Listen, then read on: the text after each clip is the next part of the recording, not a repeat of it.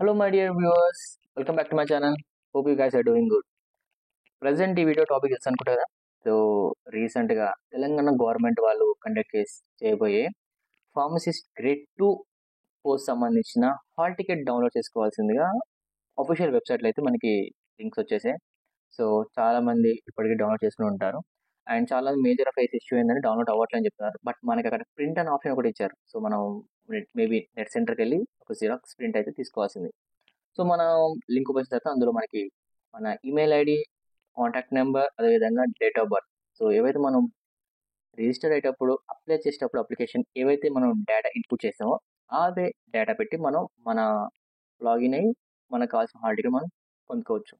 And first thing, మీరు hall ticket చూసే ముందు మేజర్గా మీరు చెక్ చేసిన విషయం ఏంటంటే మీ నేమ్, సర్నేమ్, మీ డేట్ ఆఫ్ బర్త్ కరెక్ట్ ఉందా లేదా, మీ ఎగ్జామ్ సెంటర్, అదేవిధంగా reporting time, gate closing time, అదేవిధంగా exam timing, hall ticket number.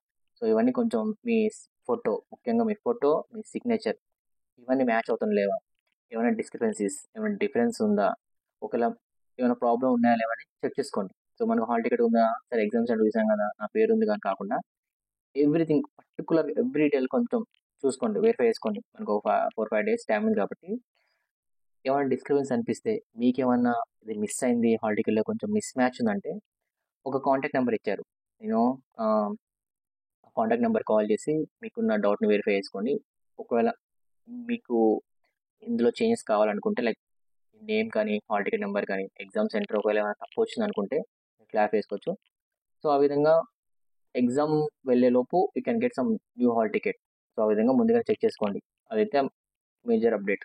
So అదేవిధంగా ఎగ్జామ్ సంబంధించి ఒక మాక్ టెస్ట్ కూడా ప్రొవైడ్ చేశారు. So people want to like exam ఎలా ఉంటుంది, సో ప్యాటర్న్ ఎలా ఉంటుంది, లైక్ ఎగ్జామ్లో లైక్ ఏ విధంగా క్వశ్చన్స్ మనం 1 by 1 క్వశ్చన్ ఎలా ఆన్సర్ చేయాలి, టైమింగ్ ఎలా ఉంటుంది, టైమర్ ఎలా కనిపిస్తుంది మనకి, అదేవిధంగా క్వశ్చన్లో ఎన్ని ఆప్షన్స్ ఉంటాయి, సో మౌస్ని కానీ లేకుంటే కీబోర్డ్ని సిస్టమ్ ల్యాప్టాప్లో ఎలా చూసి నేను ఆ క్వశ్చన్ ఎలా చదివి ఇచ్చిన క్వశ్చన్ ఆన్సర్స్ ఎలా నేను అటెండ్ అవ్వాలనుకుంటే మాత్రం మాక్ టెస్ట్ ఉంది. ఆ మాక్ టెస్ట్ అటెండ్ అవ్వండి.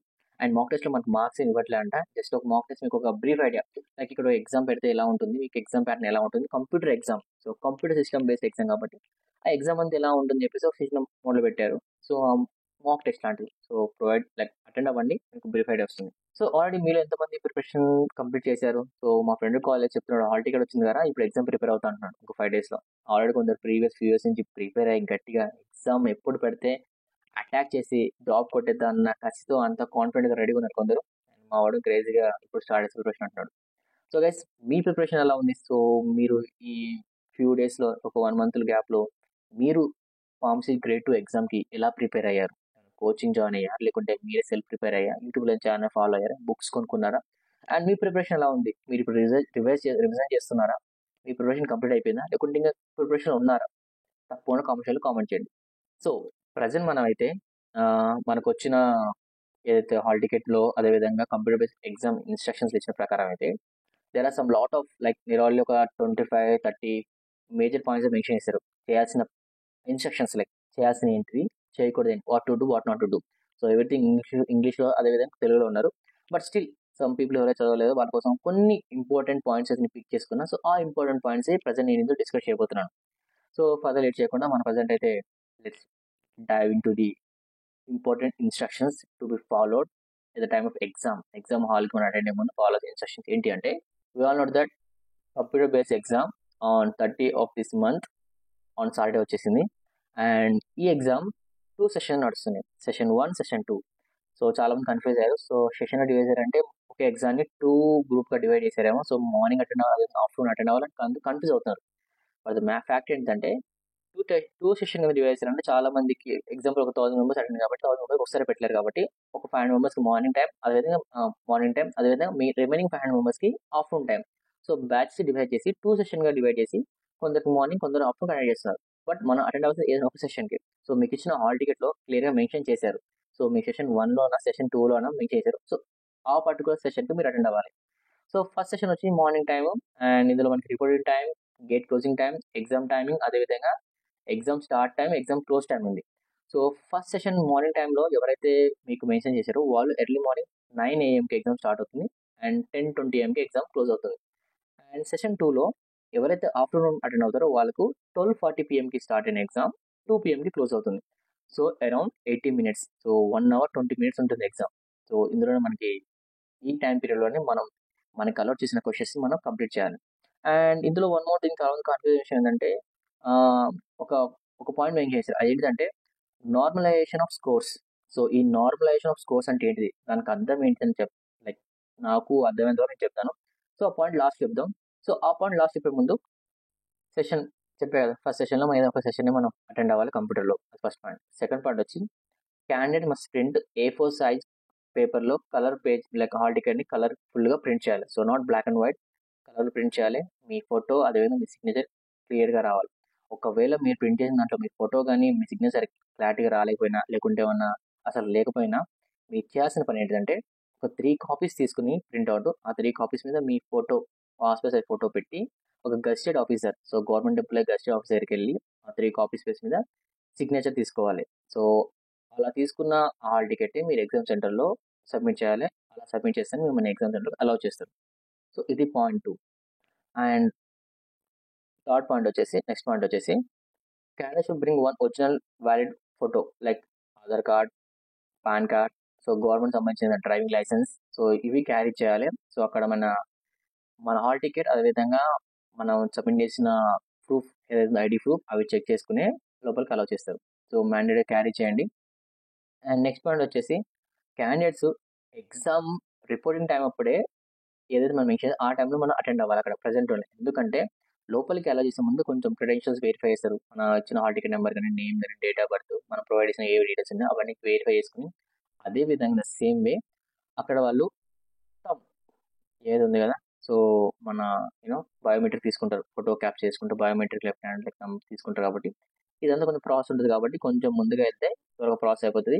ప్రాసెసింగ్ అనేది జరగడానికి టైం పడుతుంది కాబట్టి త్వరగా వెళ్తే ప్రాసెస్ త్వరగా వి కెన్ గో ఇన్‌సైడ్. కొంచెం రిలాక్స్‌గా ఉండొచ్చు. టెన్షన్ పడకుండా ఆన్ టైమ్ వెళ్లి ఈ ప్రాసెస్‌లో మన ఎగ్జామ్స్ అన్ని లేట్ అవ్వడానికి లైక్ ఎక్కువ పానిక్ అవ్వకుండా, టెన్స్ అవ్వకుండా కొంచెం ముందుకు ఉంటే better.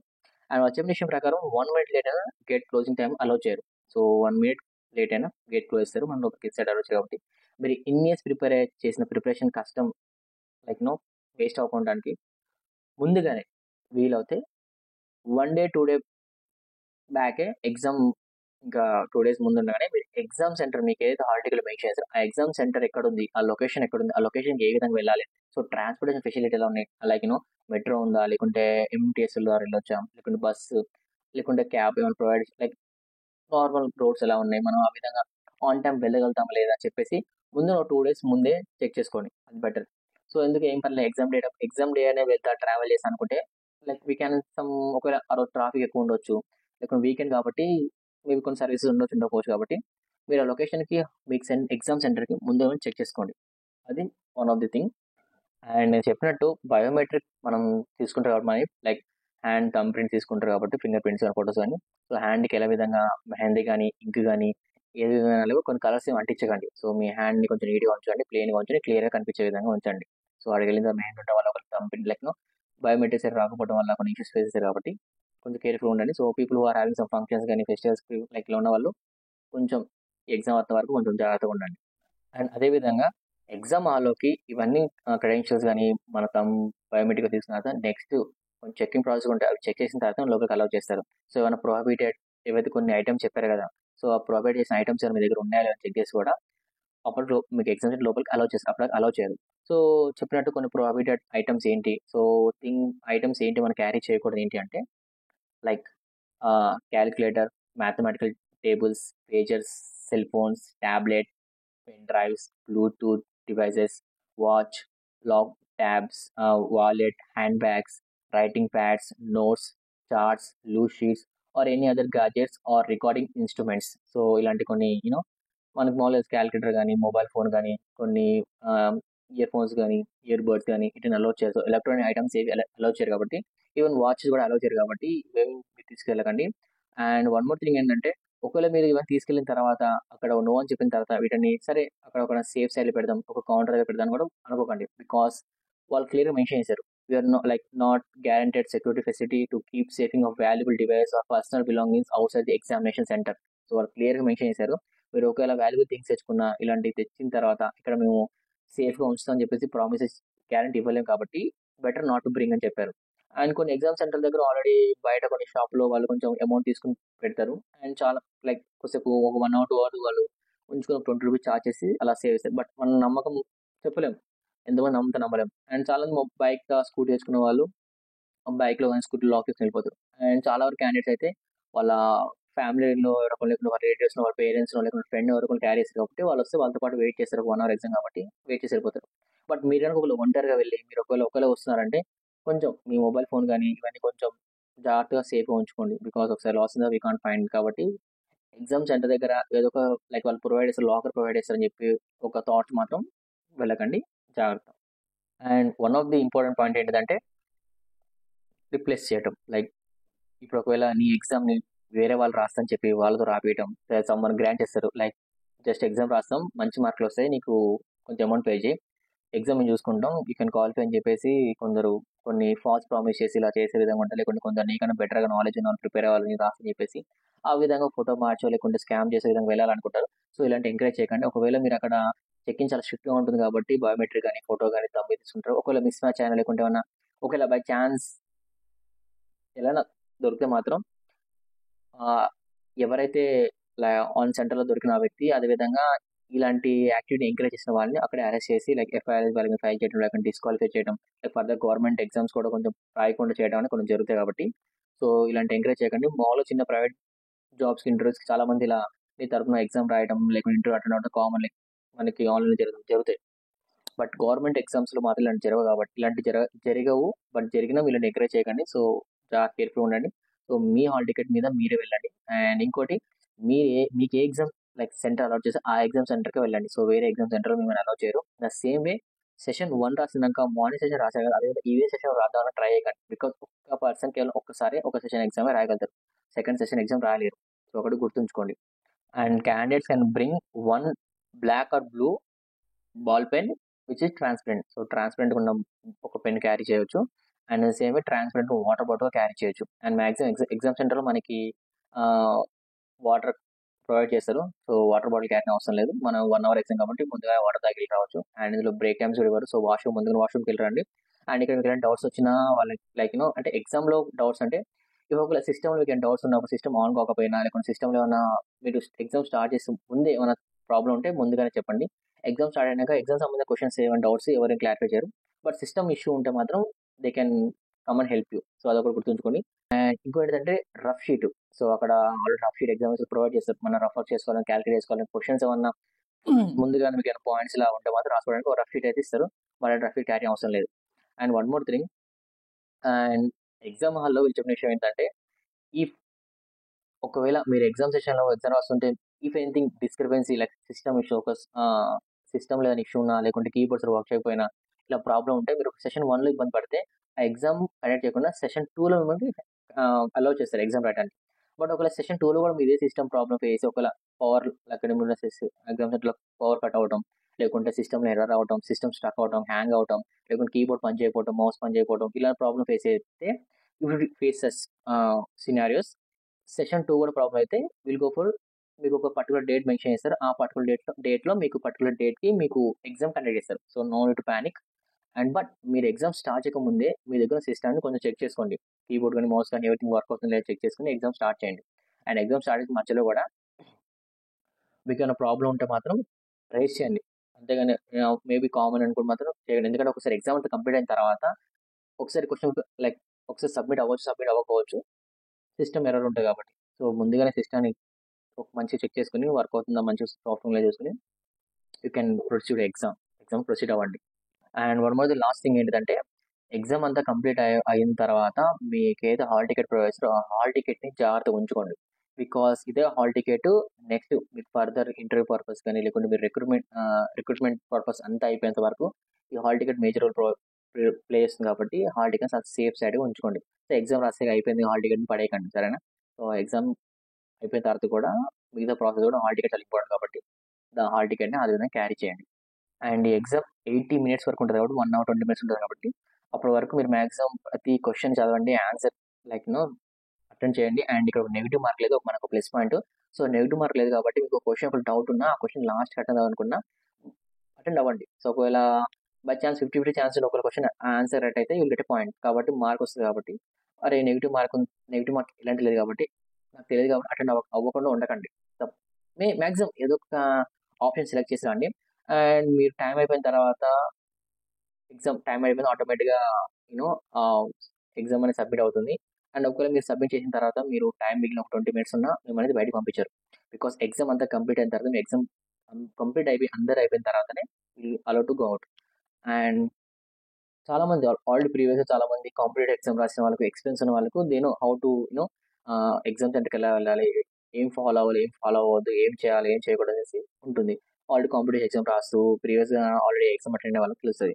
But people for first time ఎవరైతే ఇలా ఒక కాంపిటేటివ్ ఎగ్జామ్ లైక్ ఒక గవర్నమెంట్ ఎగ్జామ్కి ఇలా ఫస్ట్ టైం అటెండ్ అవుతున్నారో వాళ్ళకైతే మేబీ ఈ వీడియో చాలా యూస్ఫుల్ అవుతుంది. వాళ్ళకి ఈ వీడియో షేర్ చేయండి అండ్ వీడియో లైక్ చేయండి. సో గైస్, ఇది నేను మ్యాక్సిమం చెప్పాలనుకుంది. అండ్ లాస్ట్ థింగ్ వచ్చేసి నేను చెప్పా కదా నార్మలైజేషన్ ఆఫ్ స్కోర్ అని. సో అదేంటిదంటే ఇక్కడ 2 సెషన్ పెడుతున్నావు, సెషన్ 1, సెషన్ 2 అని. సో మార్నింగ్ సెషన్లో కొందరికి క్వశ్చన్స్ అనేది చాలా ఈజీగా వచ్చి అంత హార్డ్ అనిపించకపోవచ్చు. అండ్ సెషన్ 2లో కొందరికి క్వశ్చన్స్ చాలా హార్డ్ అనిపించి కొన్ని క్వశ్చన్స్ ఈజీగా అనిపించకపోవచ్చు. సో ఈ సిమిలారిటీస్ అని లేకుంటే కొంచెం ఈ డిఫరెన్స్ ఒకవేళ ఒక టాక్ వచ్చి ఎక్కడన్నా అరే మార్నింగ్ రాసిన ఈజీగా వచ్చిన పేపర్ ఆఫ్టర్నూన్ రాసి చాలా టఫ్ వచ్చింది, లేదంటే మార్నింగ్ రాసిన చాలా టఫ్ వచ్చింది ఆఫ్టర్నూన్ వాళ్ళకి చాలా ఈజీగా వచ్చిందని ఇలాంటి టాక్ రాకుండానికి వీళ్ళు ఏం చేశారంటే మ్యాక్సిమం కొన్ని క్వశ్చన్స్ 2 సెషన్‌లకి కొంచెం డిఫికల్ట్ వే, అదే ఈజీ వే 2 మిక్స్ చేసి క్వెషన్ ఇచ్చారు. బట్ క్వెషన్ ర్యాండమ్‌గా పిక్ అయి ఉంటది కాబట్టి కొంచెం అండ్ సేమ్ వే మార్నింగ్ రాసిన వాళ్ళకి, ఈవినింగ్ రాసిన వాళ్ళకి సేమ్ పేపర్ ఉండదు. సో పేపర్ డిఫరెన్స్ ఉంటది కాబట్టి ఈ డిఫరెన్స్ వల్ల ఎక్కడన్నా డిస్క్రిపెన్సీ వచ్చి ఏమన్నా ఒకవేళ కన్సర్న్ రైజ్ అయింది కాబట్టి ఇలా ఉండకుండా ఉండడానికి నార్మలైజేషన్ ఆఫ్ స్కోర్ అంటే ఏంటిదంటే పిక్ చేస్తారంట. ఒక ఫార్ములా ఇచ్చారు. సో ఆ ఫార్ములా కొంచెం క్రేజీగా ఉంది.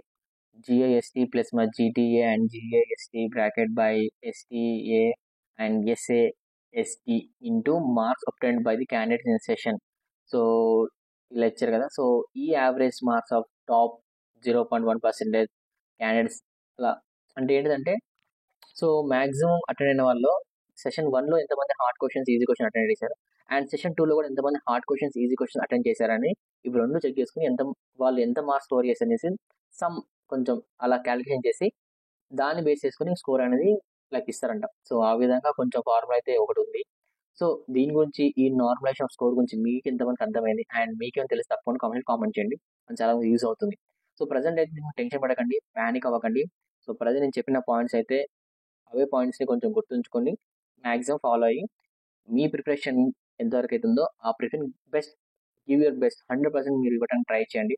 సో ఇన్ని డేస్ వెయిట్ చేసిన టైం వచ్చింది కాబట్టి ఫర్దర్గా వెయిట్ చేయకుండా మీ రివిజన్ స్టార్ట్ చేసి ఎగ్జామ్లో కొంచెం కామ్గా పీస్ఫుల్గా అండ్ చెప్పిన విధంగానే మేజర్ పాయింట్స్ ఏంటంటే హాల్ టికెట్, కలర్ఫుల్ జిరాక్స్ తీసుకోండి. ఇంపార్టెంట్ పాయింట్ కలర్ జిరాక్స్ తీసుకోండి. మీ ఫోటో, మీ సిగ్నేచర్ క్లియర్గా ఉండాలి. అండ్ ఎగ్జామ్ సెంటర్కి రిపోర్టింగ్ టైం ముందు వెళ్ళండి. అండ్ హ్యాండ్స్లో ఏ విధంగా వాచెస్ కానీ మీ దగ్గర గ్యాడ్జెట్స్ కానీ మొబైల్స్ కానీ ఏం క్యారీ చేయకండి. అండ్ ఇంకొక థింగ్ ఏంటిదంటే ఎగ్జామ్స్ సెంటర్కి వెళ్ళిన తర్వాత మీ సిస్టమ్ ఏ విధంగా వర్క్ అవుతుందో చూసుకోండి. సో ఏమైనా డిస్క్రిపెన్సీ ఉంటే ఏమైనా ప్రాబ్లం అనిపిస్తే మాత్రం ముందుగా రిపోర్ట్ చేయండి. అది గైస్ చెప్పాలనుకోండి. సో ఏదైనా పాయింట్ నేను మిస్ అయ్యండి, సో మేబీ ఇది కూడా చాలా ఇంపార్టెంట్ పాయింట్ అని మీకు అనిపిస్తే తప్పకుండా కామెంట్ చేయండి. సో ఎవరైతే ఎగ్జామ్ రాసానికి వెళ్తున్నారో వాళ్ళకి చాలా యూస్ఫుల్ అవుతుంది. And all the best guys. So exam మంచిగా రాయండి అండ్ రాసి వచ్చాక కామెంట్ చేయండి ఎగ్జామ్ ఎలా రాశారు. అండ్ నాకైతే ఎగ్జామ్ సెంటర్ వచ్చేసి ఇబ్రహీంపట్నం పడింది. So I stay in Uppal. So Uppal నుంచి ఇబ్రహీంపట్నం దూరం. అండ్ ఎలిజా కూడా గట్కేసర్లో అక్కడ పడింది కాలేజ్లో. సో చాలా దూరం పడింది. అండ్ వన్ మా ఫ్రెండ్కి బోడుప్పల్లో అలా పడింది. సో మీకు ఎగ్జామ్ సెంటర్ ఏ ఏరియాలో పడిందో అది కూడా కామెంట్ చేయండి. Thanks for watching. అండ్ చాలా మందికి హాల్ టికెట్ అయితే డౌన్లోడ్ అవ్వట్లేట. మీరు నెట్ సెంటర్కి వెళ్ళి ప్రింట్ తీసుకోండి. నేను చెప్పాల్సింది ప్రింట్ అవుట్ వస్తుంది. సో అది తీసుకోండి. And thanks for watching. And ఒక వీడియో మీద వస్తే తప్పకుండా వీడియో లైక్ చేయండి. తప్పకుండా ఎవరైతే ఎగ్జామ్ రాయబోతున్నారో వాళ్ళతో ఈ వీడియో షేర్ చేసుకోండి. మన ఛానల్ సబ్స్క్రైబ్ చేయండి. Thanks for watching guys. Take care, have piece and all the best.